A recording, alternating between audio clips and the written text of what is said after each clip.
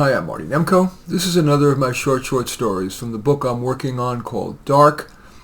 This story is called 7 Kisses. I've never been much of a hugger or a kisser, so I didn't even notice that my parents never kissed me. 1. The first kiss I remember was for my doggie Angel. It felt good, sweet. I loved my doggie, and thought of his licking as a sign of love, although maybe she just liked my skin's saltiness or some food particles on my cheek. 2. My first human kiss was at day camp, maybe age 8.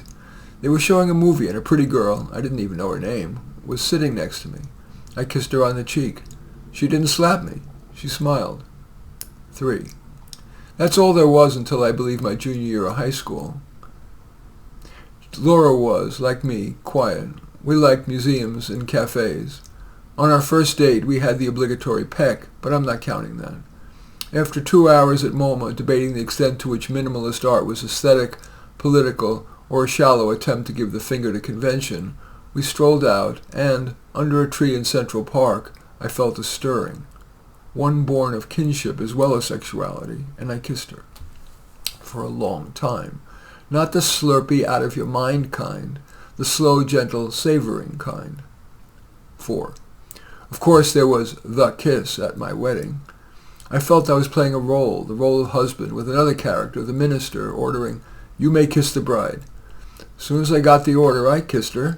Not too short, or it would signal a bad marriage, but not too long, or ardent, or it would seem like I was showing off. It was the public display of affection appropriate to having just made a lifetime vow of fidelity in front of our well-wishers. 5. After a year, while we had agreed that no matter what, we would kiss each other every morning and before we went to bed, we drifted from that. And the kisses became more sterile until we stopped. 6. A few years later, as our sexual desire for each other dwindled, at a conference I had a fling. The kiss was electric, but even by the end of the conference, the wattage had declined.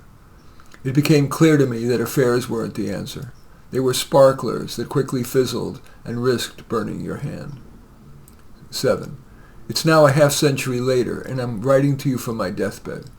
I mustered just enough energy to lift my head to reach the cheek of my wife, who was leaning down. I'm glad I could kiss her, sad that I soon never would again.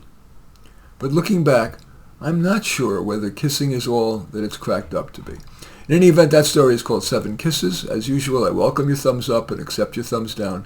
I always look forward to your comments and especially like it if you hit the share button below. Share on your social media so that my efforts can have broader impact. And I am flattered if you choose to subscribe to my channel. And I would welcome you checking out my book of short stories called Soloist. It's available on Amazon. The subtitle is Stories of Introverts and Outsiders Facing a Dilemma. In any event, I do thank you for watching. I am Marty Nemko.